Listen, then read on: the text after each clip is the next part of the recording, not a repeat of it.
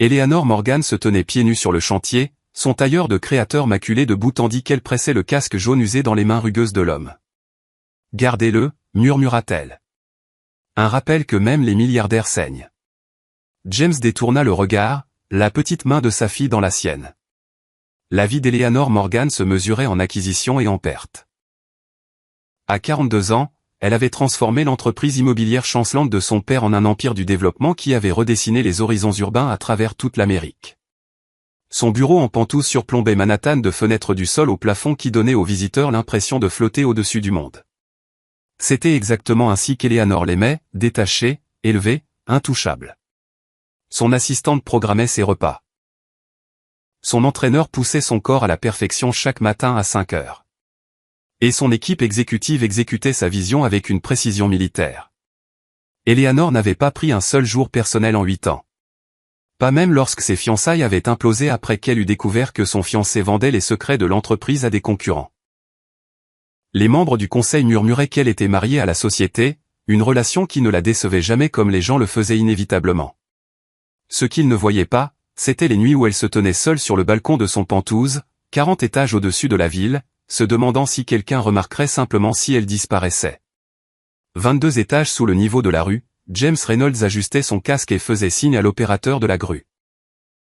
À 39 ans, ses mains portaient les callosités et les cicatrices de 15 années dans la construction, dont les 5 dernières en tant que contremaître chez Bedrock Construction. Le projet d'extension du tunnel de métro prenait du retard, et la pression des promoteurs imposait des shifts de 12 heures qui laissaient son corps endolori. Pourtant, chaque soir, quelle que fût sa fatigue, il lisait à sa fille Lily de 8 ans avant qu'elle ne s'endorme dans leur petit appartement de 2 chambres à Queens. Les murs de l'appartement étaient si fins qu'on entendait les voisins se disputer, mais il avait accroché partout les dessins de Lily, créant un kaléidoscope d'arc-en-ciel au crayon et de portraits de famille en bonshommes bâtons, toujours juste deux se tenant la main. Depuis la mort d'Emma d'un cancer il y avait 3 ans, James était devenu expert à être à la fois père et mère, glissant des mots doux en forme de cœur dans la boîte à déjeuner de Lily et apprenant à tresser les cheveux grâce à des tutoriels YouTube. Ses collègues l'invitaient à boire une bière après les shifts, mais il refusait toujours. Il y avait les devoirs de Lily à vérifier, son projet de science à l'aider et la bataille constante pour faire durer son chèque jusqu'à la fin du mois.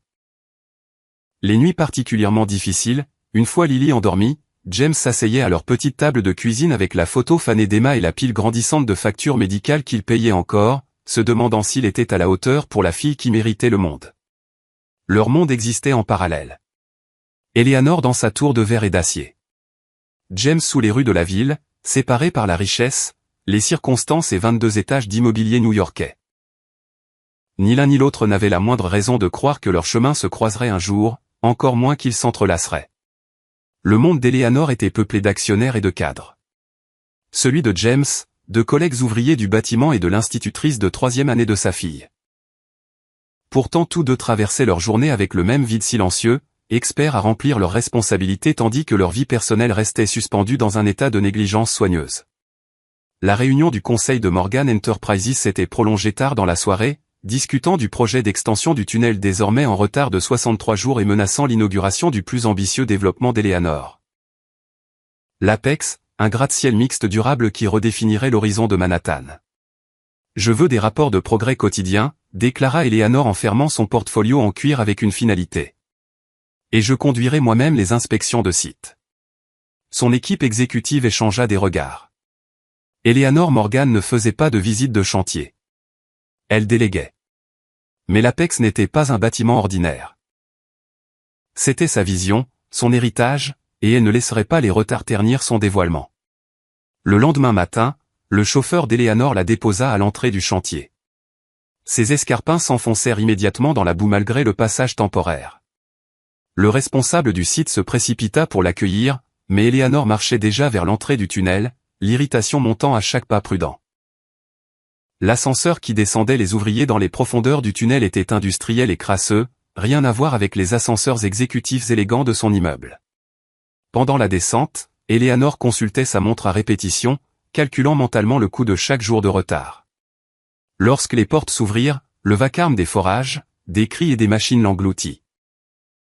Les ouvriers en casque se tournèrent pour fixer cette femme en tailleur gris anthracite sur mesure qui semblait sortie d'une brochure corporate dans leur monde souterrain.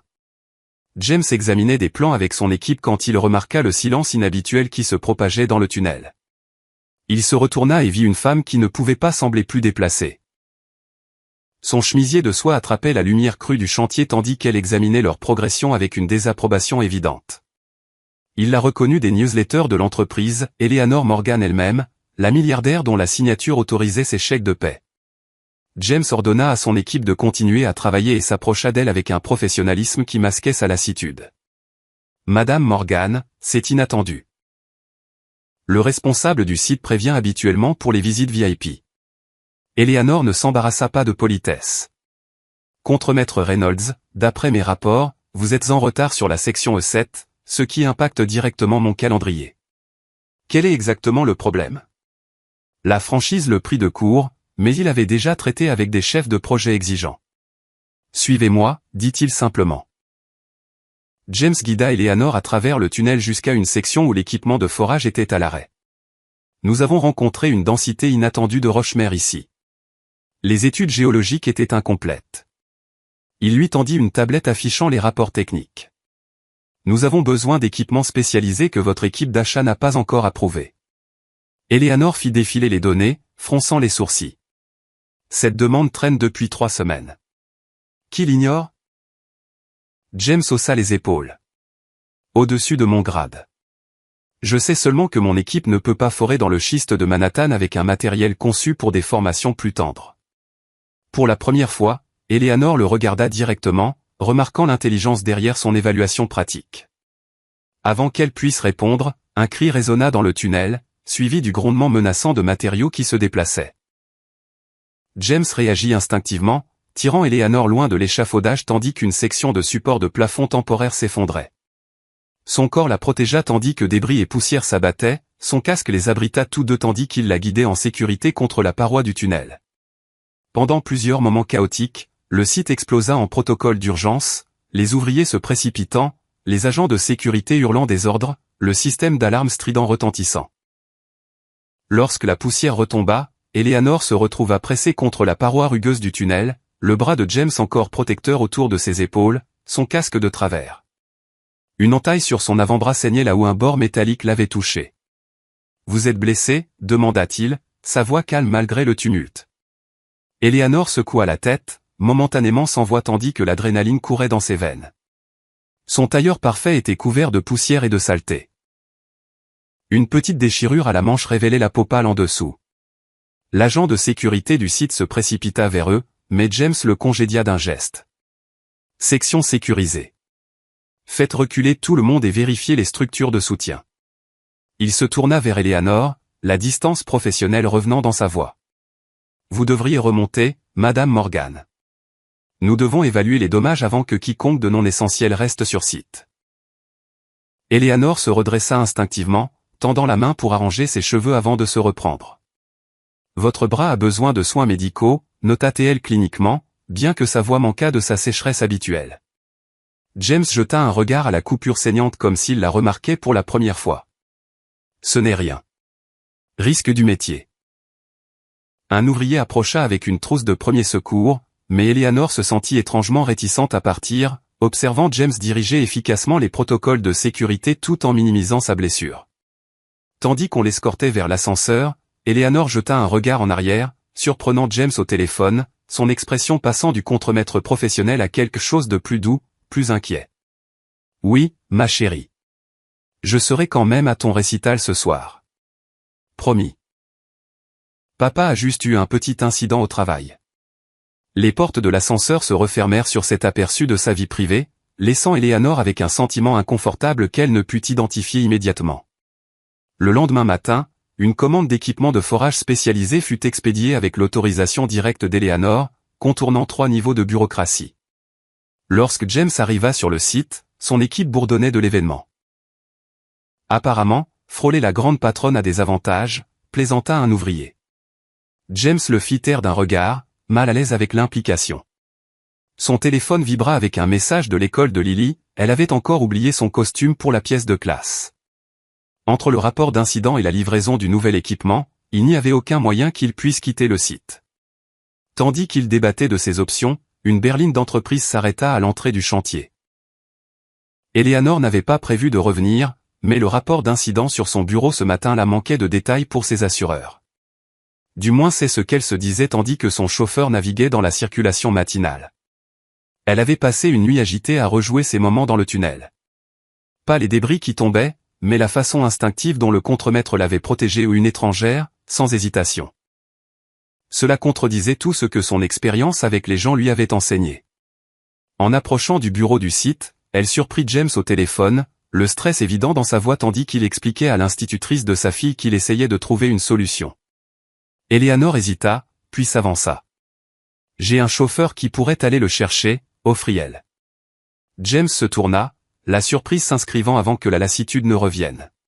« Madame Morgan, vous n'aviez pas besoin de venir personnellement pour le rapport d'incident. » Eleanor maintint son maintien professionnel. « J'étais déjà dans le quartier. Pour le costume de votre fille, mon chauffeur peut s'en charger. Considérez cela comme un merci pour hier. » Ce qui commença comme une simple faveur évolua en un arrangement inattendu. Le chauffeur d'Eleanor livra le costume à l'école de Lily, revenant avec un mot de remerciement au crayon adressé à « la patronne de papa », qui représentait un bonhomme bâton en robe triangle entouré de cœurs. Eleanor se surprit à sourire devant le dessin enfantin, le glissant dans son portfolio au lieu de le jeter. Au cours des 3 semaines suivantes, Eleanor visita le projet de tunnel avec une fréquence croissante, toujours pour des raisons professionnelles légitimes, mais finissant inévitablement par converser avec James au-delà des mises à jour de construction. Elle apprit l'asthme de Lily, les factures médicales qui suivaient, et la détermination de James à offrir à sa fille une stabilité malgré les défis de la monoparentalité.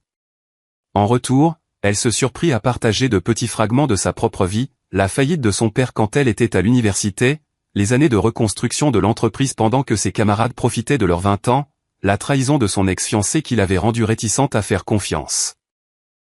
Un soir, alors qu'Eleanor quittait le site, une averse soudaine la laissa coincée sans parapluie, son chauffeur bloqué dans les embouteillages 20 pâtés de maisons plus loin. James lui offrit un abri dans le bureau du site, un espace utilitaire avec des chaises pliantes et des tables couvertes de plans. « Je dois aller chercher Lily à son programme après l'école », expliqua-t-il en consultant sa montre. « Vous êtes la bienvenue pour attendre votre chauffeur ici, ou ?» Il hésita, puis haussa les épaules, « Nous pourrions vous déposer quelque part en chemin. » Eleanor se surprit à accepter l'offre inattendue, se retrouvant bientôt assise dans le pick-up usé mais impeccablement entretenu de James, sa mallette posée sur ses genoux tandis qu'il naviguait jusqu'à l'école de Lily. Lily Reynolds était un tourbillon d'énergie, grimpant dans le camion avec un flot d'histoire sur sa journée avant de remarquer l'élégante étrangère sur le siège passager. « Vous êtes la patronne de papa ?» demanda-t-elle sans préambule. « Je vous ai dessiné avec une couronne, mais mademoiselle Wilson a dit que les vraies dames ne portent pas de couronne au travail. » Eleanor sourit malgré elle. « Certains jours, j'aimerais que nous en portions. » Le trajet jusqu'à l'immeuble d'Eleanor fut rempli du bavardage de Lily, des rappels calmes de James sur les ceintures de sécurité et les voies intérieures, et de la relaxation progressive d'Eleanor dans cette dynamique inhabituelle. Lorsqu'ils arrivèrent à son immeuble de luxe, les sourcils du portier se levèrent devant le pick-up cabossé, mais Eleanor l'ignora. « Merci pour la course », dit-elle formellement, puis hésita. « Vous avez mentionné que Lily a un projet de science. » La Fondation Morgan sponsorise un programme de sciences pour enfants au Muséum d'histoire naturelle ce week-end. Cela pourrait lui être utile. Elle sortit une carte de visite et y nota une autorisation au dos. Montrez simplement ceci à l'entrée. Tandis qu'elle se tournait pour partir, Lily cria « Vous aimez les dinosaures, mademoiselle Eleanor ? Ce sont les meilleurs en sciences. » Eleanor s'arrêta, se souvenant de sa propre fascination d'enfant. « Les tout meilleurs. » Acquiesça-t-elle, sentant quelque chose de longtemps endormi remuer en elle. Le programme de sciences mena à une rencontre fortuite au musée ce samedi-là. Eleanor, soi-disant là pour une réunion de fondation, James et Lily explorant les expositions de dinosaures. L'enthousiasme de Lily perça le vernis professionnel d'Eleanor, et elle se surprit à rejoindre leur aventure au musée, partageant des faits peu connus sur le Triceratops, son favori d'enfance, et observant avec un plaisir inattendu Lily absorber chaque détail avec des yeux écarquillés d'émerveillement. James observa l'interaction avec une surprise calme, voyant un côté de Madame Morgan qui n'apparaissait jamais dans les newsletters de l'entreprise. Lorsque Lily courut vers l'exposition suivante, il dit simplement « Vous êtes douée avec elle ». Eleanor parut surprise, comme si cette possibilité ne lui avait jamais traversé l'esprit. Elle rend cela facile, répondit-elle doucement, regardant la petite fille presser son nez contre la vitre. Elle me rappelle moi-même avant. Elle ne termina pas la pensée, mais James hocha la tête comme s'il comprenait parfaitement ce qu'elle ne pouvait articuler. Avant que la vie ne lui apprenne à se protéger, avant que le succès n'exige une armure, avant que la déception ne rende la confiance impossible. Pendant 6 semaines, la vie d'Eleanor développa un rythme inattendu. Les inspections de sites devinrent plus fréquentes, se terminant souvent par de brèves conversations avec James sur l'avancement du projet qui évoluait inexplicablement en discussion sur les livres qu'ils avaient lus tous deux, ou sur la dernière réussite scolaire de Lily. 2 fois de plus, les circonstances et la pluie conspirèrent à la placer dans le pick-up de James, Lily bavardant entre tandis qu'il naviguait dans la circulation new-yorkaise. Eleanor se surprit à garder des barres de granola dans son bureau, la marque que Lily avait mentionnée comme sa préférée, et à envoyer occasionnellement son chauffeur les livrer sur le site avec des documents de projet. Son équipe exécutive remarqua le changement dans son agenda, mais l'attribua à son perfectionnisme concernant le projet Apex. Seule son assistante, Marion, haussa un sourcil devant les dessins d'enfants désormais discrètement encadrés sur la crédence d'Eleanor, mais elle fut assez sage pour ne pas commenter. James observa cette transformation graduelle avec un optimisme prudent. La redoutable PDG était toujours très présente dans les instructions précises et les exigences strictes d'Eleanor. Mais il entrevoyait autre chose sous la surface, une femme qui se souvenait de faits sur les dinosaures, qui écoutait les histoires de sa fille avec un intérêt sincère, qui avait passé 40 minutes à aider Lily à identifier des formations nuageuses en attendant qu'un orage d'été passe. Il se surprit à attendre avec impatience ses visites de site, appréciant son esprit vif et les rares moments où son masque soigneusement maintenu s'adoucissait. Pourtant il restait réaliste. Ils habitaient des mondes différents qui se chevauchaient temporairement à cause de ce projet. Une fois le tunnel terminé, ces mondes se sépareraient à nouveau, comme il se devait. Le gala annuel de charité de Morgan Enterprises arriva, un événement en tenue de soirée qui récoltait des millions pour la fondation de l'entreprise tout en mettant en valeur le succès commercial d'Eleanor auprès de l'élite new-yorkaise. Des heures avant l'événement, un désastre frappa le site du tunnel. Une rupture de conduite d'eau menaçait des mois de travail et exigeait une réponse d'urgence.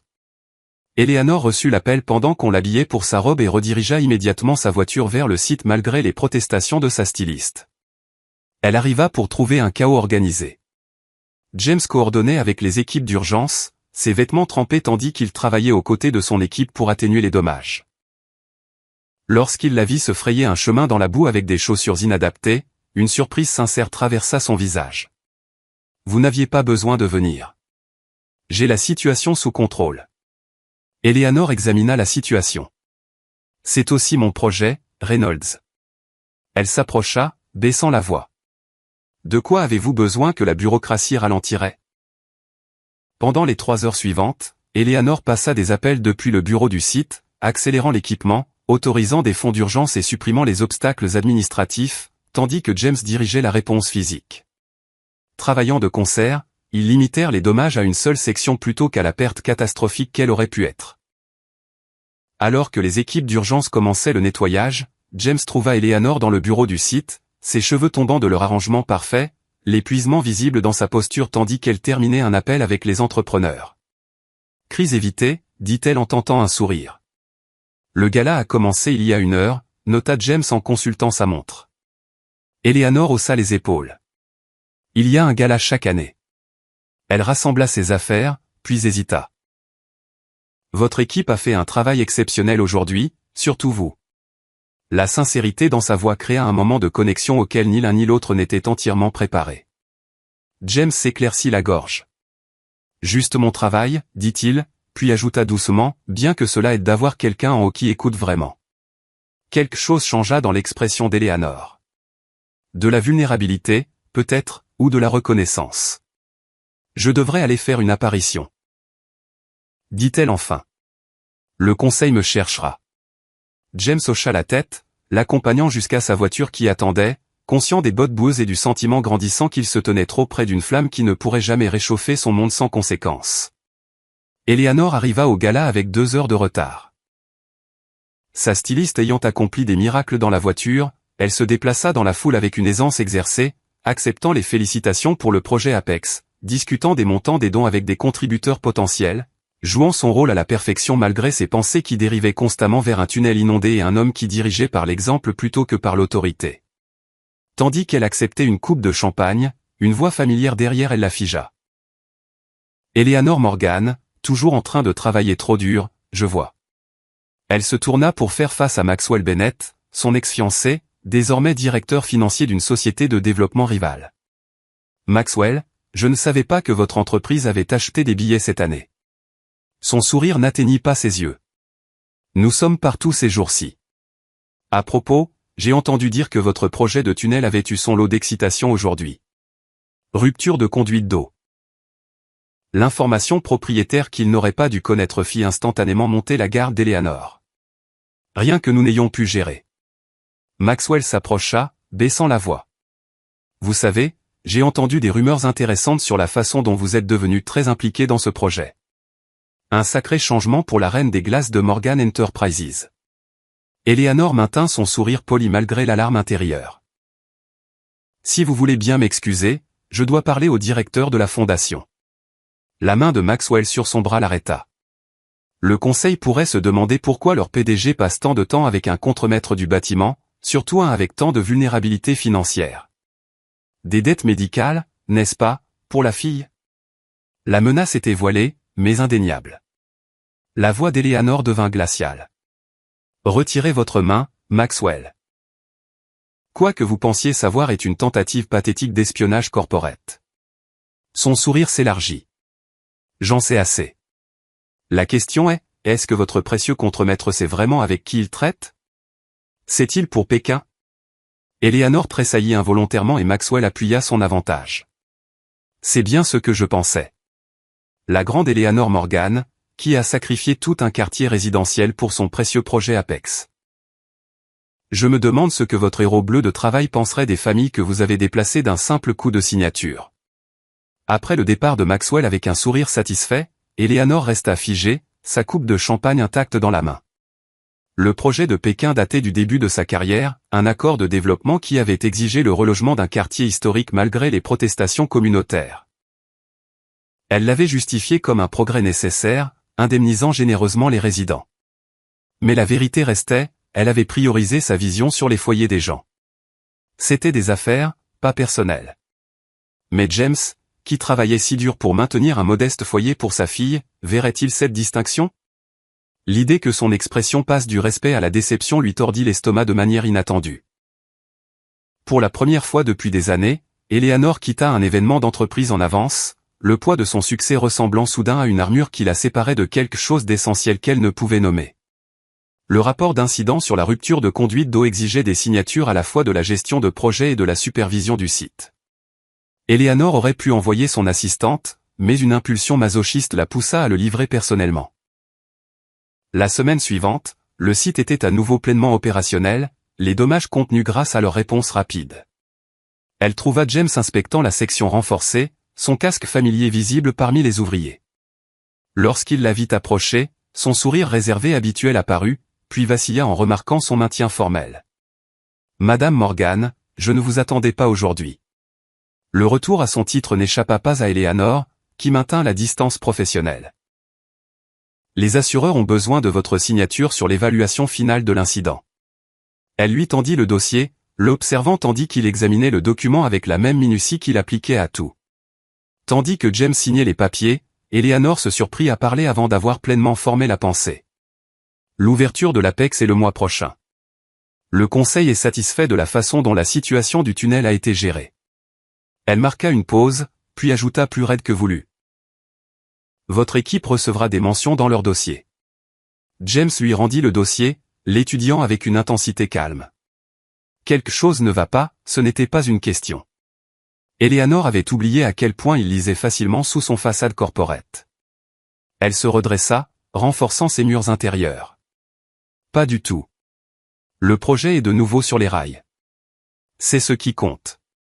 James continua de l'observer, peu convaincu. Ai-je dépassé les bornes avec Lily? Le musée, les trajets? Eleanor secoua rapidement la tête. Non, c'était gentil de votre part. Un silence gênant s'étira entre eux, rempli de questions non posées. Enfin James parla avec sa franchise caractéristique. Eleanor, qu'est-ce qui a changé depuis la rupture de conduite? L'usage de son prénom faillit briser sa résolution, mais les insinuations de Maxwell résonnaient dans son esprit. Si le bruit de leur relation amicale parvenait au conseil, cela pourrait nuire à la réputation de James de façon qu'il ne méritait pas. Pire, s'il apprenait pour Pékin et ses autres décisions commerciales impitoyables, le respect dans ses yeux, quelque chose qu'elle n'avait pas réalisé être devenu important pour elle, disparaîtrait. Rien n'a changé, répondit-elle avec une neutralité exercée.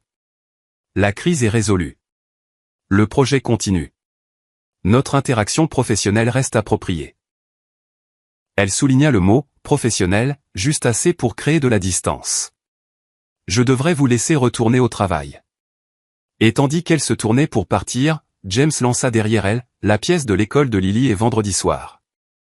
Elle a demandé si vous pourriez venir. Elle joue une scientifique qui découvre une nouvelle planète. L'invitation perça l'armure soigneusement construite d'Eleanor. Les images de l'enfant aux yeux brillants submergèrent momentanément sa résolution. J'ai un dîner avec le conseil, répondit-elle sans se retourner. Dites-lui de casser la jambe. C'est ce qu'on dit au théâtre. Elle s'éloigna sentant le regard de James dans son dos, sachant qu'elle tranchait le lien ténu qui s'était formé entre eux, se disant que c'était pour le mieux. Les semaines suivantes furent une étude d'évitement stratégique. Eleanor délégua les visites de site à ses chefs de projet, s'enterra dans les préparatifs de l'ouverture de l'Apex et travailla encore plus d'heures que d'habitude. Elle retira les dessins de Lily de son bureau, les plaçant dans un tiroir de son bureau au lieu de les jeter complètement. Lorsque son assistante mentionna que M. Reynolds avait appelé au sujet du calendrier d'inspection finale, Eleanor lui ordonna de diriger toutes les communications de site par les canaux appropriés. La nuit, seule dans son penthouse, elle se tenait sur son balcon, regardant les lumières de la ville en bas, se sentant plus éloignée du monde qu'elle ne l'avait jamais été. Elle se disait que c'était une correction nécessaire, un bref brouillage inapproprié des frontières professionnelles désormais correctement restaurées. Le vide dans sa poitrine était simplement la reconnaissance de sa place légitime dans le monde. Au sommet, seul, où ses décisions affectaient des milliers de personnes, mais n'en touchaient aucune. James observa le retrait d'Eleanor avec une résignation calme. Il avait été fou d'imaginer que leur monde pouvait se croiser de manière significative. Le chantier se transforma progressivement en sa forme finale. Son équipe terminant leur travail avec le même dévouement qu'ils montraient toujours, que la PDG reconnaisse ou non personnellement. À la maison, Lily demanda des nouvelles de Mademoiselle Eleanor, avec une fréquence décroissante au fil des semaines, acceptant finalement l'explication douce de son père qu'elle était très occupée avec son travail important. Seul James remarqua que les nouveaux dessins de sa fille n'incluaient plus le bonhomme bâton en robe triangle, et si quelque chose en lui se serra à cette petite omission significative, il le garda pour lui, se concentrant sur les constantes de sa vie. Sa fille, son travail, ses responsabilités, comme il l'avait toujours fait.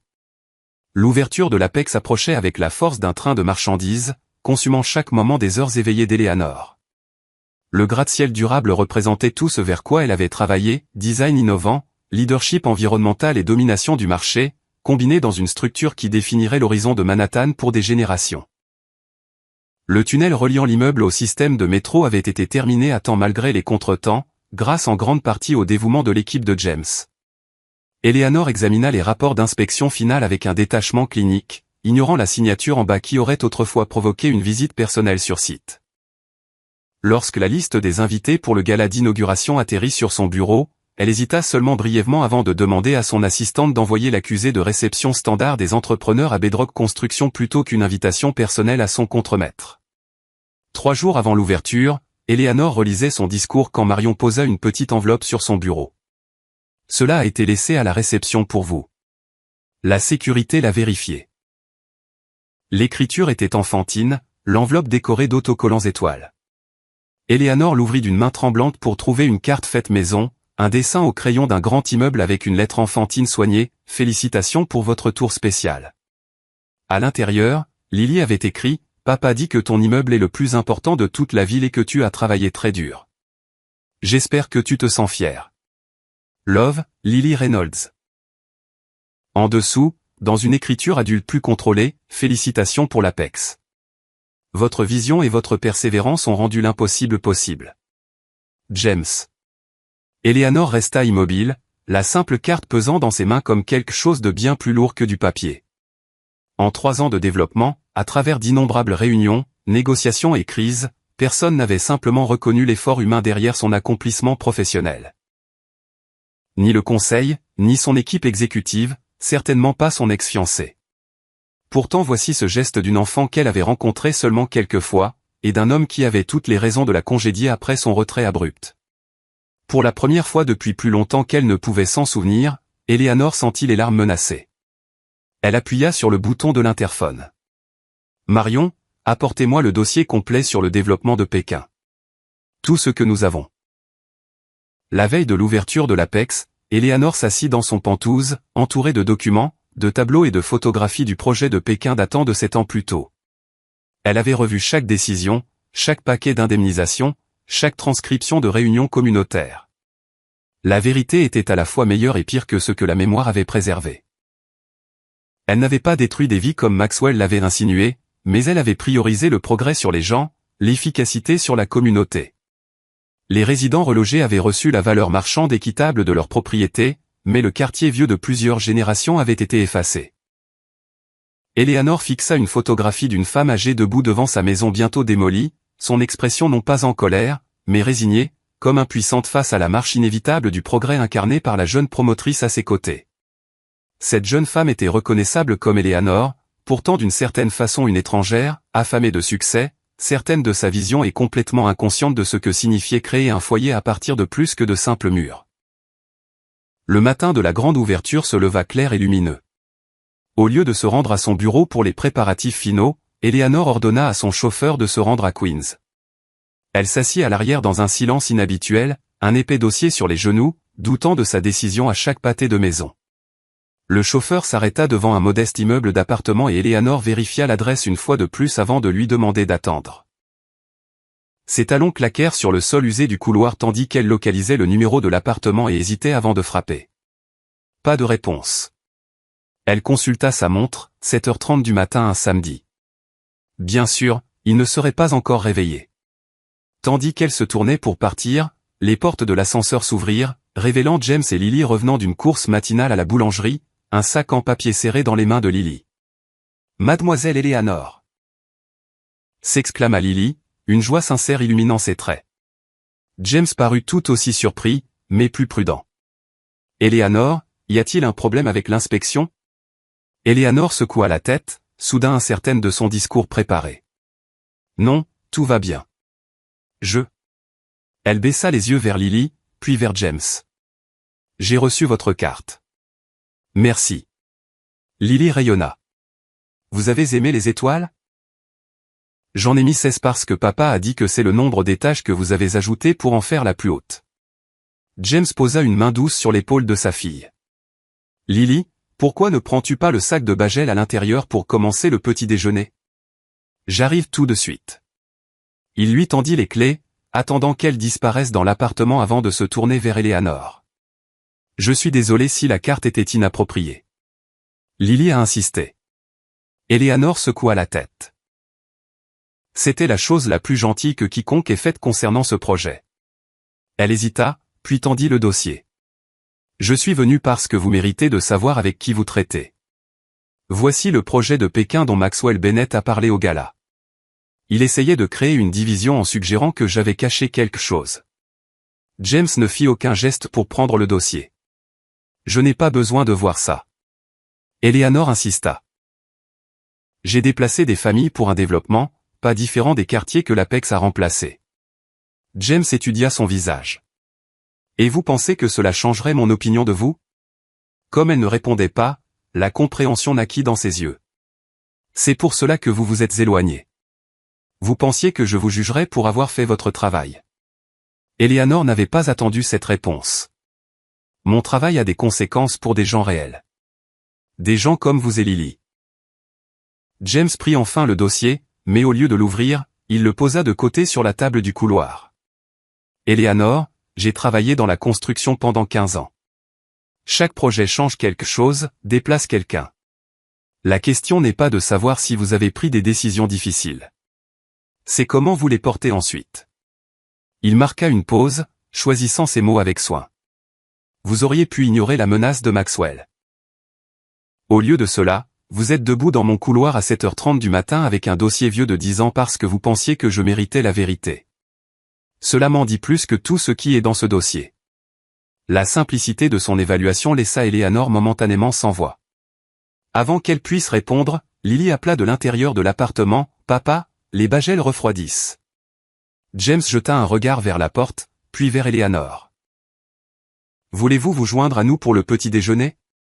Rien de fancy, juste des bagels et probablement trop de cream cheese si Lily est aux commandes. » L'invitation resta suspendue entre eux, simple, sincère, et offrant un pont entre leur monde qui n'avait rien à voir avec des projets de construction ou des hiérarchies corporates. Eleanor hésita seulement brièvement avant de hocher la tête. « J'aimerais bien. » « Merci. » Tandis que James ouvrait la porte de l'appartement, elle ajouta doucement, « L'Apex ouvre ce soir. Il y a une réception. C'est surtout des gens d'affaires et des politiciens. » Mais elle s'interrompit, inhabituellement incertaine. James sourit légèrement. « Lily a déjà une babysitter prévue. J'avais l'intention d'y aller avec l'équipe, soutien moral pour l'équipe. » Il soutint son regard. « Mais je pourrais arriver un peu plus tôt si vous aviez besoin d'une paire de mains supplémentaires, vous savez, en cas d'urgence. » L'ouverture de l'Apex dépassa même les attentes ambitieuses du conseil. 800 invités remplirent l'atrium vertigineux. Le champagne coulait librement et le discours d'Eleanor reçut l'ovation debout que son équipe de relations publiques avait prédite. Les journalistes capturèrent des images d'elle coupant le ruban cérémoniel, le maire lui serrant la main et les investisseurs hochant la tête avec approbation devant les caractéristiques durables qui établiraient de nouvelles normes dans l'industrie. Ce que les caméras manquèrent, c'était le regard d'Eleanor qui dérivait occasionnellement vers l'entrée pendant l'heure précédente, ou le léger relâchement de ses épaules lorsque James arriva enfin, paraissant un peu déplacé dans son unique costume habillé, mais se tenant avec la même dignité calme qu'il apportait sur le chantier. Ils ne parlèrent pas immédiatement. Eleanor était entourée de membres du conseil et d'investisseurs potentiels, son masque professionnel fermement en place tandis qu'elle naviguait dans le réseautage essentiel à sa position. James se déplaça en périphérie avec son équipe, expliquant occasionnellement des aspects techniques de l'immeuble aux invités curieux qui reconnaissaient le logo de l'entreprise de construction sur leur carte d'invitation. Ce ne fut qu'après la fin des présentations formelles et la transition de l'événement vers le mélange informel qu'Eleanor parvint à s'échapper, trouvant James examinant le modèle architectural du complexe Apex terminé exposé près des fenêtres. « Cela correspond-il à votre vision ?» demanda-t-il tandis qu'elle approchait, désignant la représentation miniature de son accomplissement. Eleanor considéra la question plus sérieusement qu'il ne l'aurait peut-être attendu. « Pas entièrement. » admit-elle. « C'est mieux structurellement que je ne l'avais imaginé, mais je n'ai jamais considéré comment cela se sentirait une fois rempli de gens. » Elle jeta un regard autour des invités, admirant l'espace qui n'avait existé que dans des plans et des rendus informatiques pendant si longtemps. Votre équipe a construit plus que du béton et de l'acier. Vous avez construit quelque chose que les gens ont vraiment envie d'expérimenter. James sourit légèrement. C'est le but, n'est-ce pas? Les bâtiments sont pour les gens, pas l'inverse. La simple observation fit écho aux récentes prises de conscience d'Eleanor avec une précision troublante. Ils furent interrompus par l'assistante d'Eleanor l'informant anxieusement qu'un investisseur clé s'apprêtait à partir. « Je devrais y aller », dit Eleanor avec un regret sincère dans la voix. James hocha la tête avec compréhension. « Allez être la PDG. C'est qui vous êtes. » Tandis qu'elle se tournait pour partir, il ajouta doucement, « Je suis fier de vous, Eleanor. Pas parce que vous avez construit le plus haut immeuble ou gagné le plus d'argent. Parce que quand cela comptait, vous avez choisi d'être honnête alors qu'il aurait été plus facile de ne pas l'être. » Les mots la prirent au dépourvu, réchauffant quelque chose de longtemps froid dans sa poitrine. « Merci d'être venu ce soir », répondit-elle. La phrase formelle portait d'une certaine façon plus de poids qu'elle ne l'avait voulu. Des heures plus tard, alors que les derniers invités partaient et que même son équipe exécutive était partie continuer la célébration dans un club exclusif, Eleanor se retrouva seule sur la terrasse d'observation au dernier étage de sa création. La ville s'étendait devant elle, une tapisserie de lumière et d'ombre, de bâtiments et d'espace entre. Son téléphone vibra avec un message texte de James. Lily voulait savoir si on pouvait voir les étoiles depuis le haut. Eleanor leva les yeux de l'écran lumineux vers le ciel nocturne, largement obscurci par la pollution lumineuse de la ville, puis tapa en retour, pas beaucoup. Dis-lui que nous devrons trouver un endroit plus sombre un jour. Elle hésita avant d'appuyer sur envoyer, reconnaissant la promesse implicite dans ses mots, puis l'envoya quand même. Un mois après la grande ouverture, la berline d'Eleanor s'arrêta devant l'immeuble d'appartement de James et Lily un samedi matin. Cette fois, elle avait appelé à l'avance. Lily dévala les marches, un sac à dos surdimensionné presque aussi grand qu'elle attaché sur ses épaules. James suivit plus posément, portant une glacière et ce qui semblait être une couverture pliée.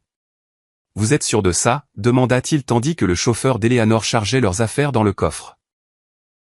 Une PDG passant son samedi à conduire 2 heures pour regarder les étoiles. Eleanor observa Lily grimper excitée dans la voiture, sortant immédiatement un livre d'astronomie usé. « J'en suis sûr », répondit-elle simplement.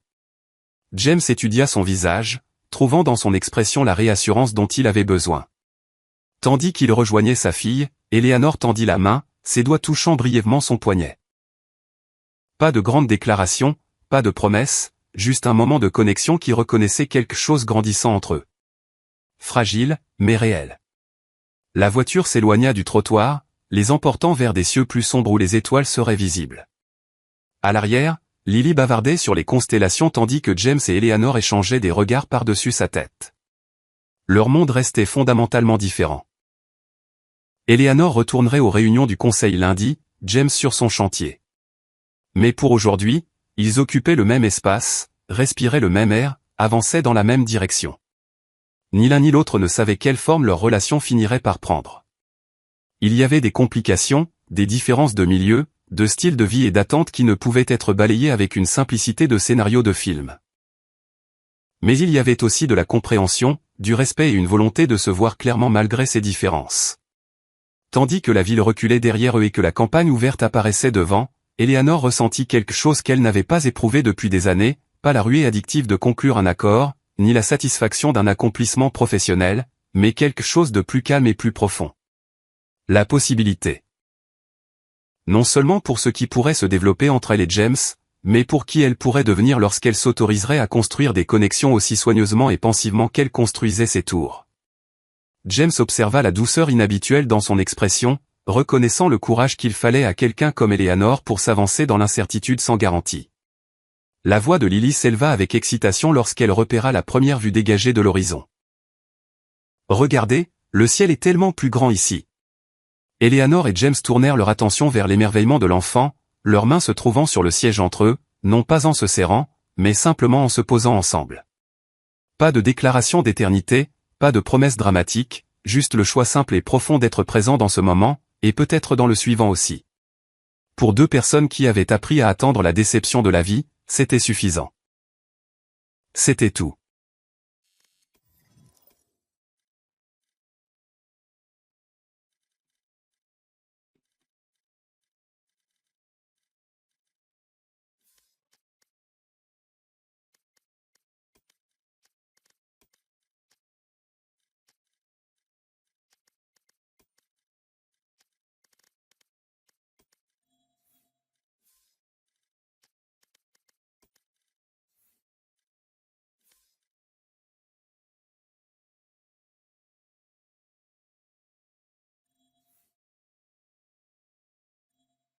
Oui, d'ailleurs.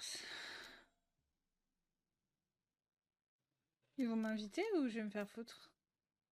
C'est quoi cette boutique de cons? C'est une boutique Fortnite ou je vais péter mon crâne?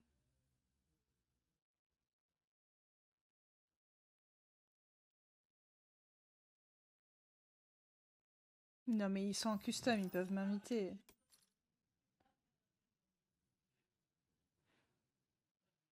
Je te jure, boutique full pioche. C'est quoi cette merde?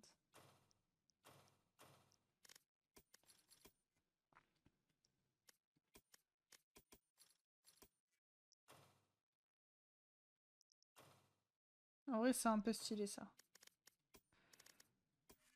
Je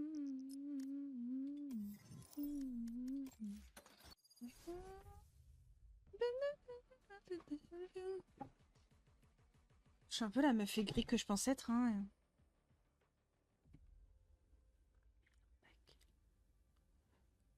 My ultimate's ready. My ult's ready. That's a concussed.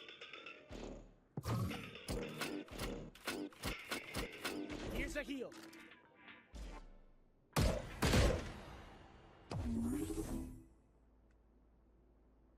My time.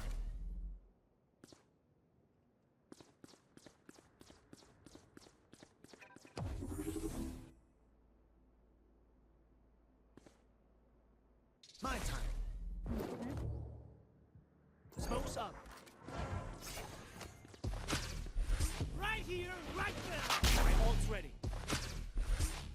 Right here, right there. My ult's ready. Je pense que le jeu mixe, hein. Right here, right there. My ult's ready. I'm concussing.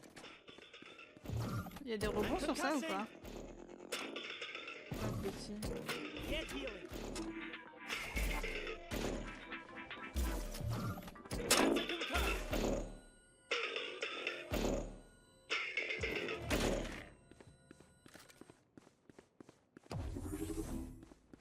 My time.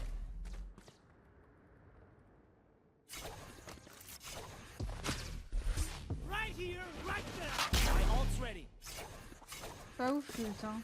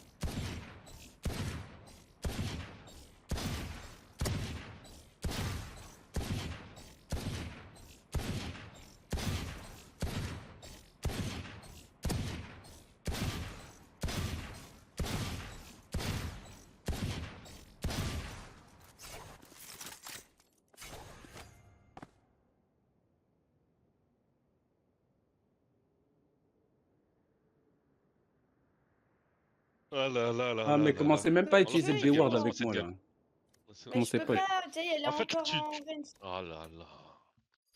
Tu vois, on a une conversation à deux et tu t'introduis dedans. Salut. Je comprends pas. Allô, JJ. Salut. Salut. On va partir en 5 stack les frères. Attendez, Ok. je vous appelle sur Twitch ou Magnifique, quoi les s'il te plaît. frères? Non. Non, non. Ok, Non. ok. Match Ok. Je found. suis pas On convié. s'appelle les gars. On s'appelle? Vas-y, je lance un stream, moi je t'appelle. C'est toi. 3 win and lose. Ah ouais, tu vis toi. Par contre, pour avoir Lotus, faut payer? C'est un DLC, c'est ça?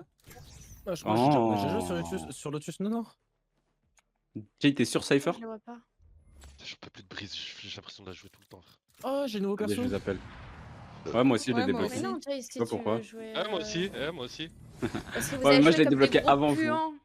Oh là Voilà, là, vous avez joué Ah, frère. comme des roulette nouveau puants, perso là. ou pas?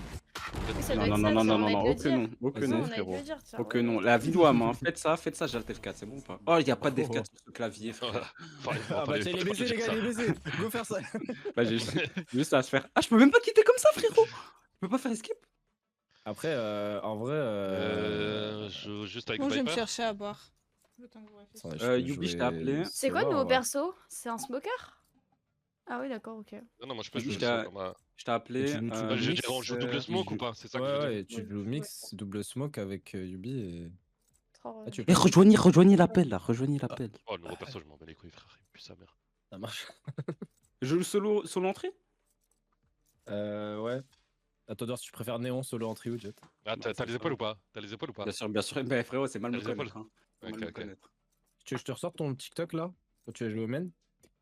En vrai, Ah prends oui. tout sauf Brim, expert, non? Ça avec le retour.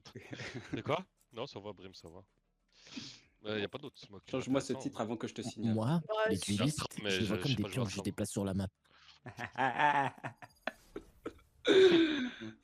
Et puis, Parlez bien. Vous croyez que j'ai pas Oui. vu vos commentaires là sur mon dernier truc? C'est une folie, frère. Déjà, on commente. Toi, tu commentes mes trucs récemment ou pas? Non. ah, Mais gros, voilà. j'ai pas pu cliquer. J'ai pas pu Bien cliquer joué, dans ta Reda. story. Dans ta story, je voulais aller regarder la vidéo. Ah comment- bon? Ah bon? Ah. Ah bon? Access Et to- tu peux Moi, pas j'ai cliquer pas sur mon compris. profil? Bizarrement. Bah gros, je t'ai envoyé un message, je t'ai dit ouais, on peut pas cliquer dessus. Non, mais après, moi, je demande pas ce qu'on commente ou quoi, parce qu'en Moi, vrai, j'ai ça, pas ça, reçu de ça mérite message pas. en me Ça mérite disant pas, je fais pas de envoie-moi le montage. profil de Reda. Oh le menteur. Je t'ai même envoyé un message en mode c'est chelou par rejoindre, non? Toi aussi ou pas, expert? Je t'ai envoyé ça. Ah ouais? Attends, je regarde. Attends. Vu qu'on est double smoke, Ah, je tu vais l'as être mon rôle en Je routine crois que tu 1. l'as supprimé. Parce que Ouais, c'est je vraiment- pense que je Ah ouais. faisais ça. Vas-y, vas-y. supprimé. Il m'a répondu entre Ça temps. Il m'a commence. répondu. Ah, vous êtes chaud? J'achète pas un drone en vrai pour le début. Vas-y, t'as pas besoin, pas besoin. Ouais, en cours. Ouais, C'est je free, hein, vais c'est acheter free, des hein, shit frère. j'ai des Je line-up. décale ici, je totalement one tap le chamber. Il y a la jet qui ils vont jouer à deux ici. Eh, frérot. Ils vont jouer à deux. Eh frérot, Vas-y, vas-y. Régale-toi. tu connais. Hop. hein. Non, C'est non. pas donc Ah, des ça. pauvres, des pauvres. Ouais. Attends, j'ai pas encore un On roll. peut pas avancer, on peut pas avancer. Je t'envoie une arrow. Encore dans la smoke au milieu. 78, Faut down. 78 le. Il est yellow, il Non, a non, il est gauche, yellow. gauche. Non, ça m'a pas couvert, les gars. Je la vois pas, la con de Ya. terrain. Arbor sur site, 78. T'apportes la team. 2. Hold down la team. Maintenant, je suis morte. Hein. Je vais venir t'aider. On a Non, des je peux pas. Ils sont deux sur moi et un à la ligne. Super. Ouais, shot, Passe yellow, Yellow. yellow. Non, Il est Il passe à passé droite, box. il passe à droite. Il passe à droite. Il a pris 20. Oh, aïe, aïe, aïe, dommage. Dommage. Moi, ce qui me fume, c'est que de base, j'avais le spike. Et c'est quand même expert qui a fini par le porter. C'est ouf, c'est ouf, c'est ouf. MJ n'a pas La le la spike. Bien la sûr, jusqu'au bout, celle-là. bien sûr.